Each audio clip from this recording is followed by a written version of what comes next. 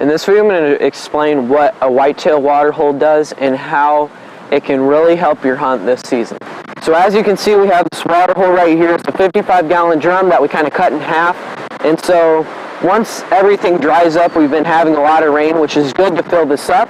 And we actually filled this up with the four-wheeler as well, bringing a barrel full of water down here and coming in and fill this up. But then the rain will fill it up the rest of the way. And once everything dries out, I'm going to get these corners in with mud. We have a big mud pile right here, and I'm going to cut these sides off. But these water holes are really good to define where the movement is. We have a stand over here about 20 yards away, so I have a good broadside 20-yard shot right here. And then we have a licking branch that I'm going to set up right behind me. And so I'm going to put a camera on this pretty soon in the next couple of weeks. But making sure you're putting these water holes in the month of May is really good. The rainwater will fill them up, and so we have a creek right over here, and you might be wondering why I would put a water hole here if I have a creek. And so there's three reasons why. The first reason is, well, I'm just going to say something about this real quick. The creek runs through the whole property. So this creek is on the side of the property, runs through the whole entire property that we have, entire wood line, I should say. And so there's a couple reasons why. The first reason is that creek dries up a lot. And so it's a smaller creek, so that creek's going to dry up, and this will not dry up. This is stagnant water. And then point number two, that creek runs. This is stagnant water. The deer likes pond water, stagnant water, infested water. Deer like to drink out of water that's not moving.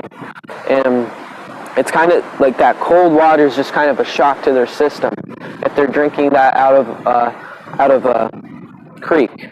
But this is warm, stagnant water. Of course, it will get cold during the late season and stuff like that, but they're not using this during the late season. They're going to be using this during the early season through the rut, and then they're going to really stop hitting these during the late season. And so this is defining where the movement is at. I'm going to put up a mock scrape right behind me, but this isn't, I didn't just put this up just to have it here. I put this up to make sure that I know that the deer will hit this, and we have a travel corridor right here, so they're going to hit that depending on which way they're coming from. If they're coming from this way, they're going to hit the water hole, then hit the licking branch, or whatever they want to do. If they're coming from this way, they're probably going to hit the licking branch first, and then come use the water hole. And so this is a really nice place for this water hole, and like I said, I'm going to make it look nicer and more flush with the ground once everything dries up. But this stick is in here to make sure if raccoons, possums, all those kinds of critters come in here, if they come and drink it and they fall in or something like that, they'll be able to get out on this log. And so it'll also make the water taste more, I guess, more infested and stuff like that. But we put some dirt in the bottom so that way it's more just dirty water, because the deer like that, they like that pond water and stuff. But this is a really good setup because we have this tree stand right here. We have a 20-yard shot right here, and this is a quick shot. So I'm going to have to, if you have a water hole or a licking branch that you're wanting to hunt, you're having a quick shot, probably less than a 45-second shot. They're not going to stay here very long and drink on this, and they're not going to stay there very long and hit that licking branch and that scrape. And they're only going to hit that scrape during the rut as well. So you have a really short window to shoot a deer if they're in this spot.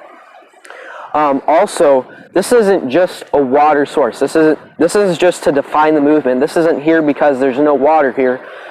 Especially right now, you take these weeds out, you peel them back, you squeeze all the moisture out of them. The deer are eating on these all the time, and they're going to get a lot of their water from these weeds and stuff that they have all that moisture. So they really don't need this until the pre-rut starts, until the rut starts, but they'll still use it They don't necessarily need it though. It's not a huge need for them because they have that green moisture food that they can use and eat during the early season especially. So if you're thinking about putting one of these out, just making sure that they're within bow range and within your tree stand and right by a travel corridor spot, then you're going to have a really good hunt this season by having these out in your woods near your tree stand so you can shoot to them. This is a 20-yard shot from my tree stand. And putting that combination of the mock scrape and the water hole, you're going to have a really good season this season and for seasons to come by using these water holes to define the movement and where the deer are moving at.